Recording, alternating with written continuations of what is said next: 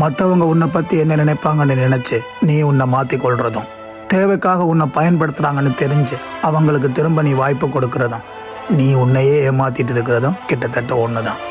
சொல்கிறத கேட்காத மனப்பக்குவம் இல்லாதவங்க கூட வாதாடுறது நீ உன்னை தாழ்த்தி கொள்வதற்கு சமம். உன் கூடவே இருக்கிறவங்களுக்கும் உனக்காகவே இருக்கிறவங்களுக்கும் நிறைய வித்தியாசம் இருக்குது.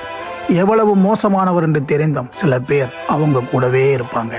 உன்னை பற்றி எவ்வளவோ நல்ல விஷயம் தெரிஞ்சான், உன் கூட வாழ்ந்தால் நல்லா இருக்கலாம்னு தெரிஞ்சான் சில பேர் உன்னை பாதியிலேயே கட் பண்ணிட்டு போகிறதுக்கு நினைப்பாங்க.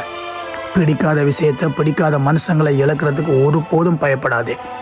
எல்லாத்தையும் எப்போவோ தூக்கி போட்டுட்டு போயிருக்கலான்னு காலம் கடந்து நீ ஒரு நாள் நினைக்கும் போது உனக்கு வாழ்கிறதுக்கு இங்கே நாட்கள் இருக்காது. அடுத்தவங்க பண்ணுற தப்புக்கு உனக்கு கோபம் வருதுன்னா அவங்க உனக்கு தேவைன்னு அர்த்தம். ஆனால் உனக்கு தேவையே இல்லைன்னு நினைக்கிறவங்களுக்காக நீ கோவப்பட்டா அது உனக்கு நீயே கொடுக்குற தண்டனை. நல்ல மனுஷங்க நினைவில்லாவிட்டாலும் அவங்களுக்கு மனசில் எப்போவுமே இடம் இருக்கும்.